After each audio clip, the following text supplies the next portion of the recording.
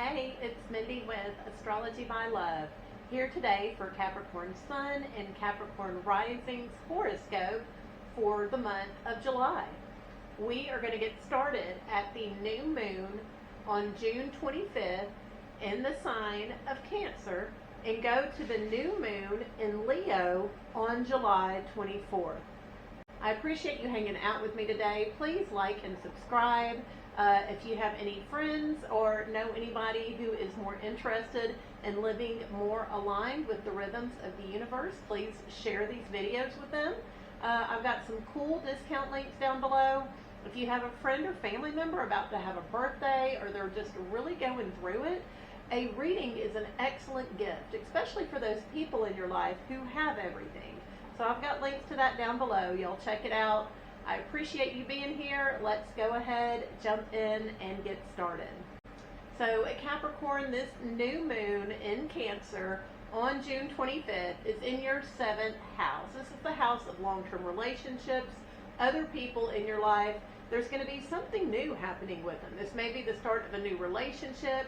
Maybe the rules of your relationship are going to be shifted or changed a little bit, but there's some sort of new start there, and it is a blessed new start because last month Jupiter, the planet of luck, abundance, moved into your 7th house. So Jupiter moved into Cancer. So this is blessing others in your life who then come into your life and in turn bless you. So this should be a pretty good year of receiving blessings from people, and the new start with the new moon on June 25th is going to be a blessed one, Capricorn. Definitely enjoy that. Then on June 26th, Mercury is sextiling Uranus. So Uranus has been going through your 5th house of kiddos, passion projects. This area of your life has been all over the place. Like you've not been able to count on it. The kids are going crazy. This has been happening for the past 7 years, so this has been a long-term energy you've been dealing with. Mercury is currently in your 7th house. This is the long-term partnerships. So something on the 26th is going to cause your partner to kind of think about, hey, all this crazy that's been going on with the kids and your passion projects, what's up? It may spark an unexpected conversation about it. This is a fast-moving energy, but that'll take place on June 26th. Then on June 27th, the sun in that 7th house, it's in the house of long-term partnerships, shining its light on there. The sun sextiles Mars in your 9th house. So the 9th house is long-distance travel. It's our long-term goals. It's the things we're wanting to master in this life.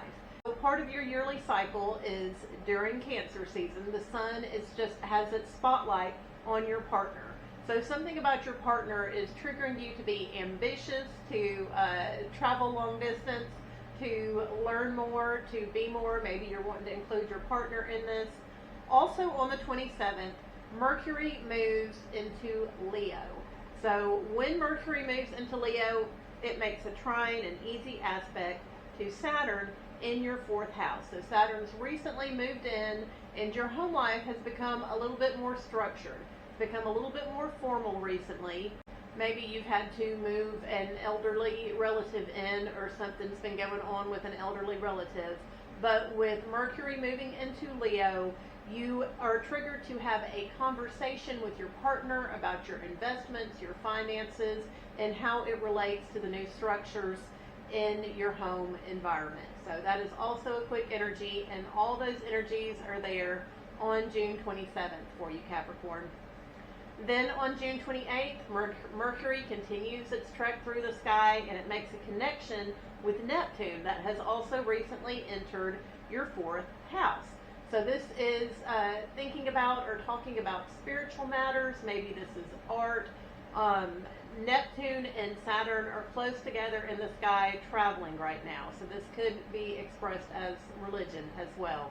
But there's some sort of conversation with that in regards to the secrets you keep with your spouses, those investments, possibly your sex life. And so that energy is also a fast-moving one. That's on the 28th. Then on the 29th, Mercury continues moving, and it opposes Pluto.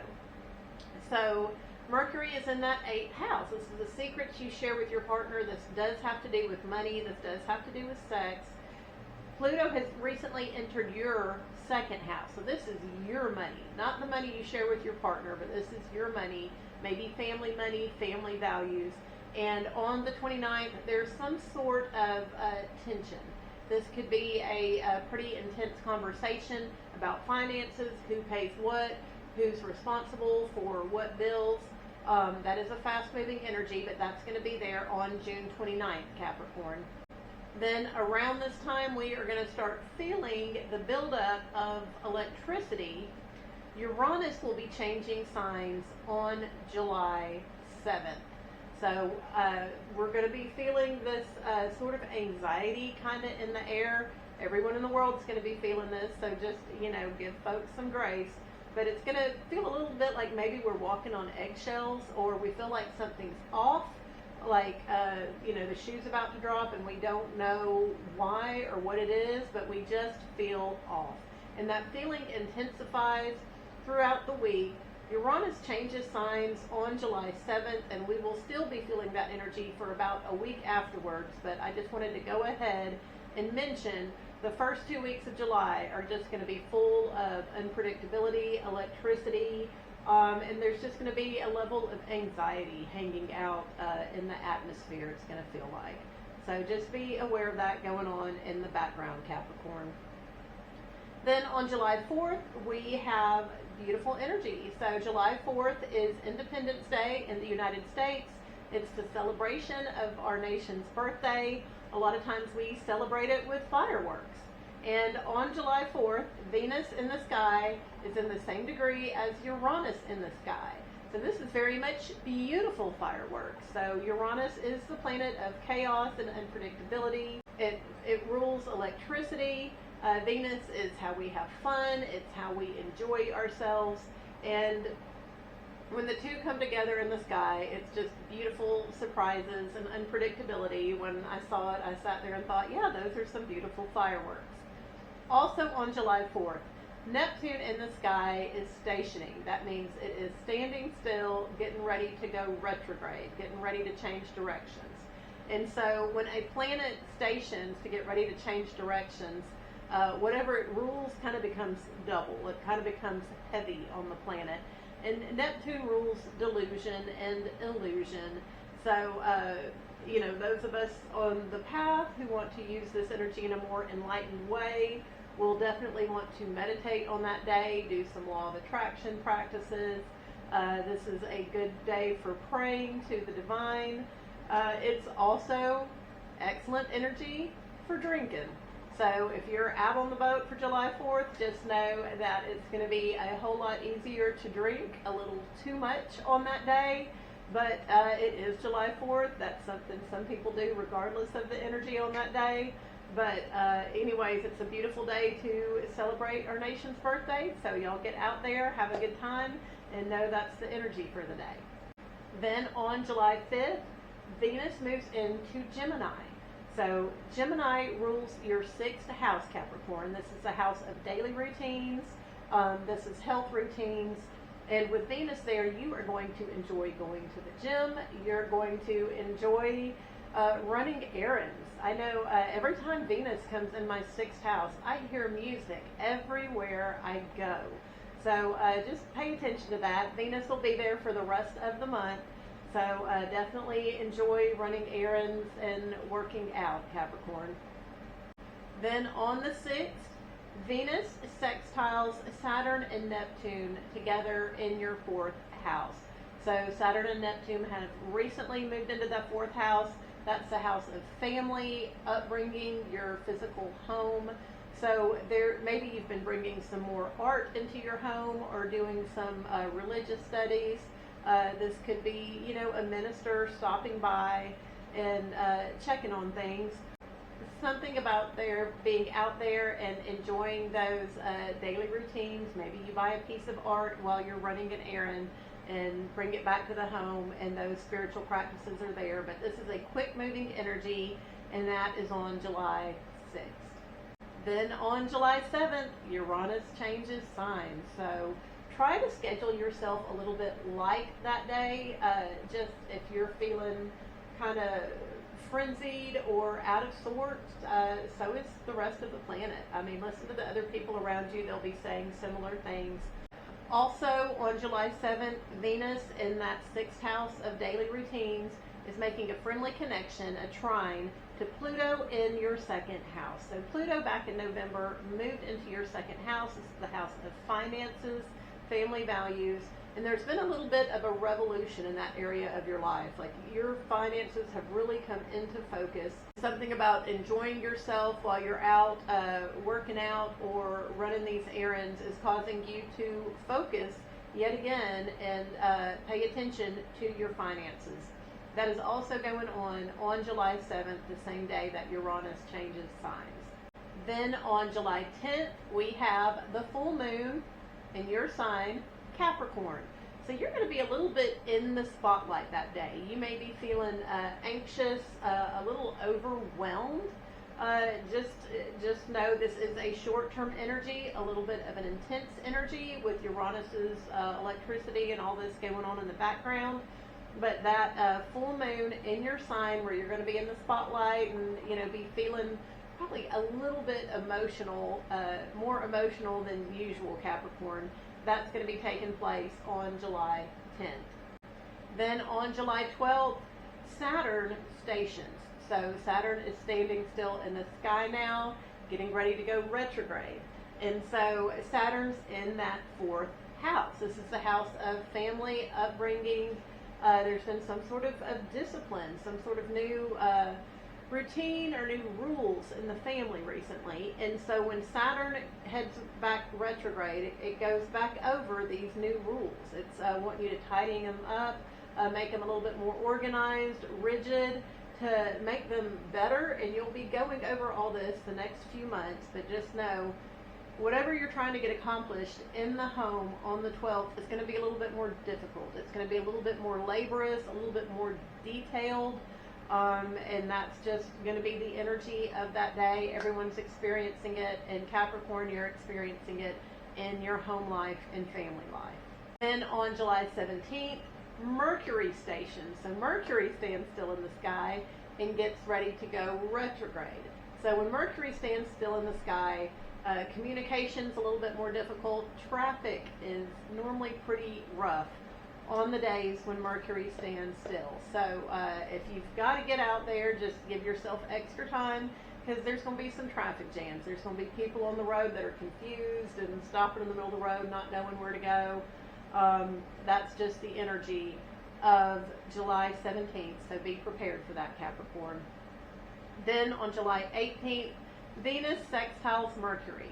So Venus is still in your sixth house, those daily chores, those health routines, and it makes this beautiful, quick connection to Mercury in your eighth house. So that eighth house, Mercury just stood still, it started going retrograde, and that eighth house of your partner's finances, the secrets that y'all keep together.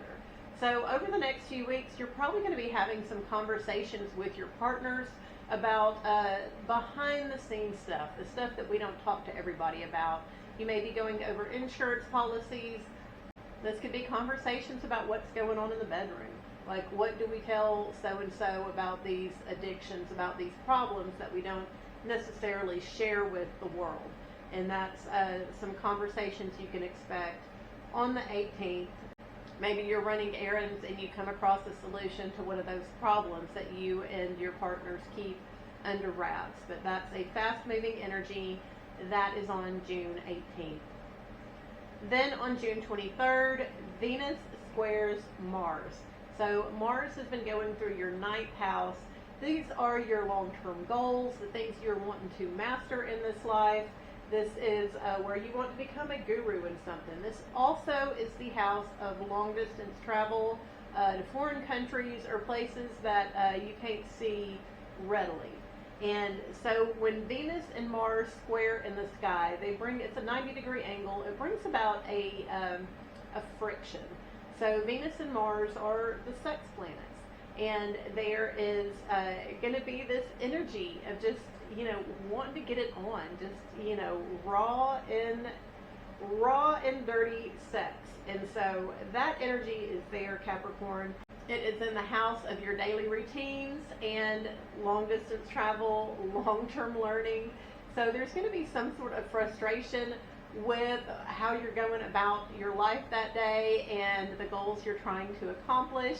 And, we're all just going to be feeling this sexual tension build as well. We'll probably feel it building on the 21st and 22nd, but it's coming to a head on the 23rd. Also on the 23rd, the sun moves into Leo. So this is part of your yearly routine. The sun is just shining its spotlight into your 8th house. This is that house of other people's money, those investments you have with your partner, your sex life.